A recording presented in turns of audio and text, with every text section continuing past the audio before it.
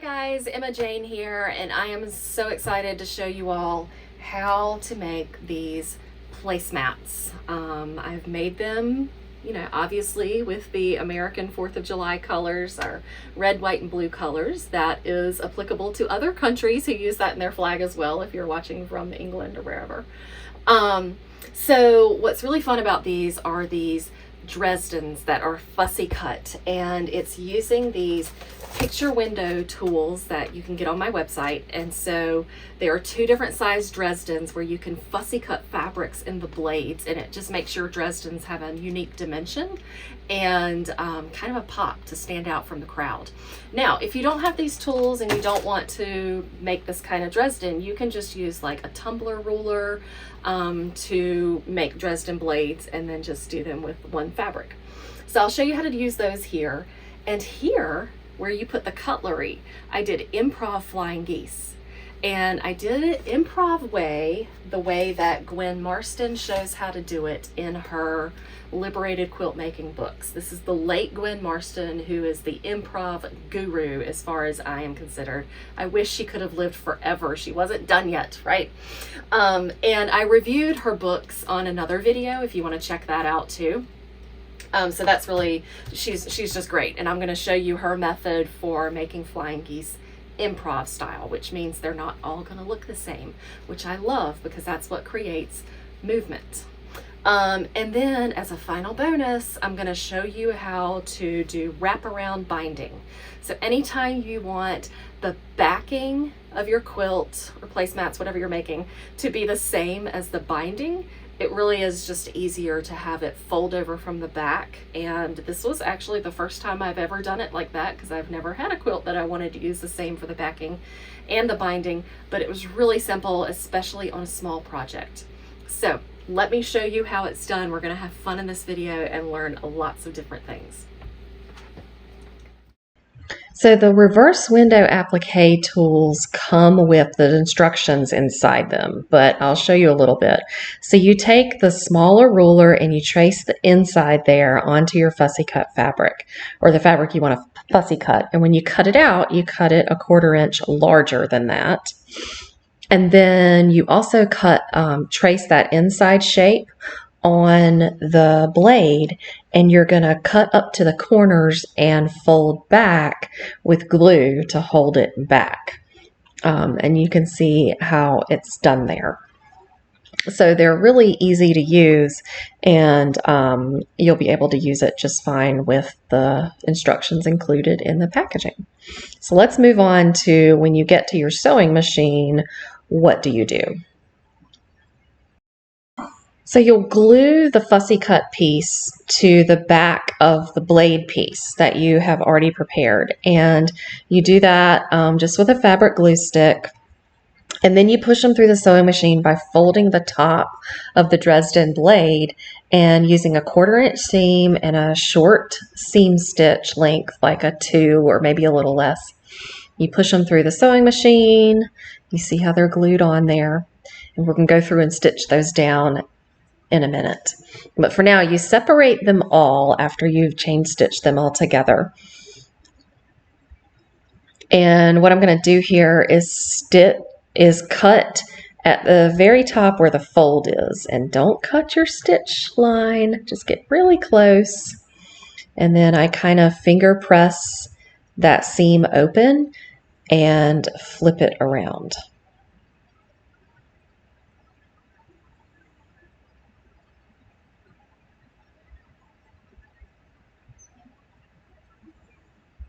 And you'll see, there is my Dresden blade.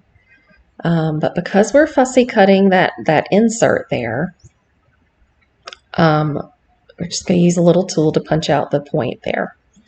We're going to stitch around the picture window part of it that is fussy cut. All right. You could opt to stitch that down before you fold the blades and stitch the blades at the top. You could go ahead and stitch around the window, which is what I'm about to do right now. But I like to go ahead and fold it over first. So you're going to you could use a 1/4" foot, an open toe foot, whatever you want right here. And you're just going to top stitch as close to the edge as you can. And this will secure in place the fussy cut fabric to the inside of the window, if you will, so that it won't come apart. Obviously, glue is not going to hold it together forever. So you're just top stitching it, and I'm using a stitch length of maybe like a 2 millimeter, and you slowly go around the picture window to secure it all in place. So I'll speed it up here. You just go all the way around the window, and I'm going to trim where I started there and try to pull the little tail into the back. And you go all the way around, and when you get to where you started, I just kind of backstitch a little bit over it so it won't come out, and then pull the threads to the back. And you can see on both sides how it's done. So that's why you want to have your fussy cut piece a 1/4" larger than the window, because it'll need to be larger so you can stitch it down. In order to make the actual Dresden plate, you're going to just sew each blade to each other on the side there, line them up, especially up at that top corner there. And you want to just straight stitch a 1/4 inch. I kind of backstitch up at the top a little bit so that it'll be firm. And then you go all the way down. And then you just bring on another pair and keep going and keep adding on to what you've done. You're going to press the seam open there and keep adding on around until you get a full circle, just like this. Now let's go into how to make these flying geese. So to figure out how many of these you need, I took 14.5 and I divided it by different numbers. I did it by 5 and then I divided it by 6 until I got a number that seemed okay. These are about 2.5 to 2.25 inches tall. And I cut what you want to do is cut the background fabric, the height and width that you want it to be, plus a 1/2 inch because seam allowance. So that's the background fabric here. And then you want to use your triangle fabrics wide enough so that when you sew them on, they cover the side. So that's kind of like your template. And then what you'll do, and I'll show you in a minute how I did it, you'll sew them on and then you cut it to this size of your background piece. And then you just leave it like that. Okay, and so most of these are cut 2.5, and then I cut 4 of them 2.5, and then I cut 2 of them 2.25, so I could have a little bit of variance in height, and so that I knew it would equal out here. And remember, this is improv, so not everything is going to look the same. It's not all going to be the same height, width, and all of that. And with doing these improv, you have the movement here, right? These are not always, the points are not all the same. And so that's the fun of it. So let me show you how I did it at the sewing machine, and then we'll start putting it all together. Here's an up-close look at what it's going to look like. So you want to make sure you cut the back, your background fabric, which is an old men's shirt here. Don't you love it? So it's an upcycled old men's shirt, cut to the size I need those flying geese to be. And then you will use scraps of fabric that are large enough to cover that kind of triangle top, right and left half. So let's get going with this. I sped up the video a little bit. There's a triangle scrap that I have. You want to kind of eyeball the center up there and then move it over a little bit further past the center so you can get kind of that wonky looking flying geese shape that looks improv, that has that real imperfect look that improv does for us. And after you do that, you're just going to push it back over and make sure it covers the whole background fabric up there. Okay, see? And you can trim it off. Later on, I'll go through the rotary cutter and like really square it off to get it more precise. I'll square it off to the shape of that rectangle. And then you take your other piece and you want to do the same thing, kind of make it go way past the center so that you can have a lot of room up there at the top to make that triangle point. And then you'll want to stitch it 1/4 inch or so and make sure it covers that left half of the triangle up at the top there, the left half of that rectangle up there, and trim. And there you go. Boom. Then you'll take them and sew them together top to bottom. So after you've sewn all of your flying geese end to end, and you want to go ahead and attach them to the background piece of your Dresden for the placemat, okay? Then I went ahead and layered it with fusible fleece because that's what I had on hand, and my backing. Make sure your backing is big enough to come around to the front for the binding. And I wanted to add this little decorative element with the tiny little rickrack. Now, if I had to do it again, I would probably use like a couching foot. What do you call it? A cording foot, couching foot, where it goes through the foot to do this. Because this really aggravated me. It was so tiny, it was hard to keep it on task.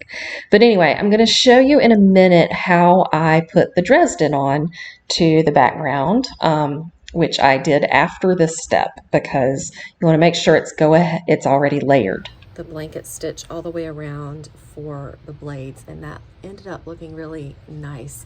Sometimes that doesn't always work out. Like if you have a big quilt, it's not really easy to do the blanket stitch in a circle like this, so sometimes I just top stitch it right along the edge.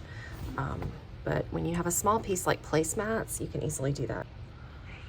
So for the middle part of your Dresden, I just get something that's a circle.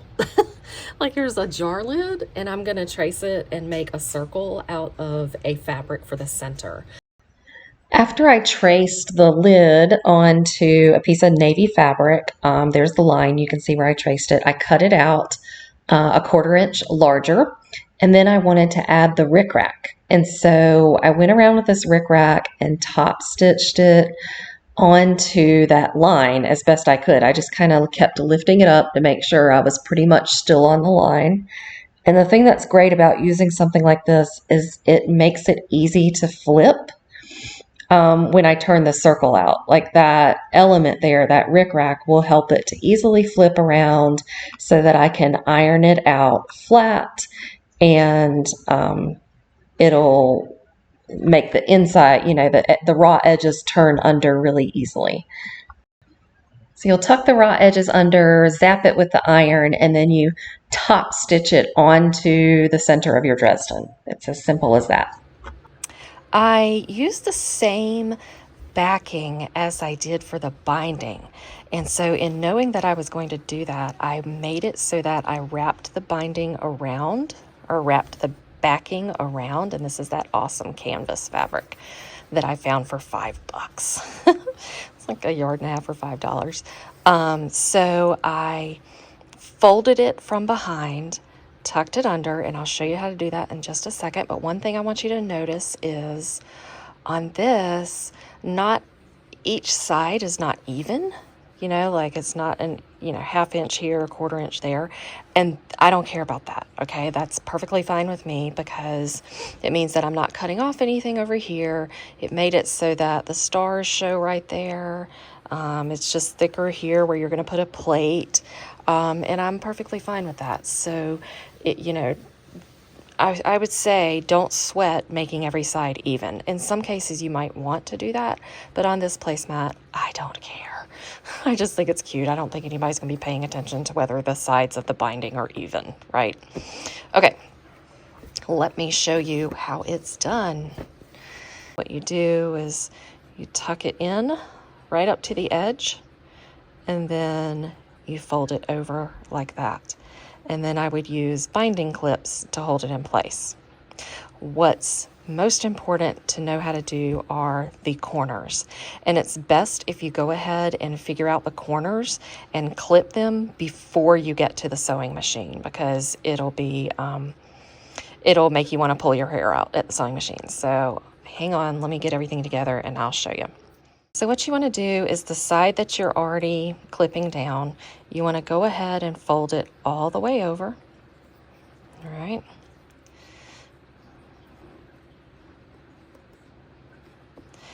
And then you might want to trim some bulk out here. In fact, I'm going to go ahead and do that because it gets really bulky. All right, so I folded this over. I'm going to take this bottom edge and fold it just like that, right under that edge of the placemat. And then I'm going to fold this edge under and then fold it up. It's like I need a third hand to do this.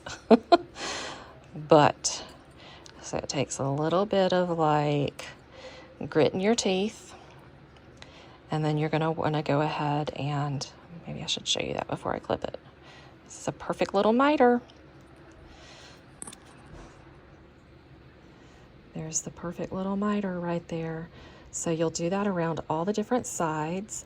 And then after you've clipped every side, you will go back to the sewing machine and top stitch it all down. So here's just showing you up close how you do it at the machine. You just top stitch it all the way around in a coordinating thread. When you get to the corner, make sure the needle's going through all 3 layers, or all of the layers, and then pivot and keep going down every edge.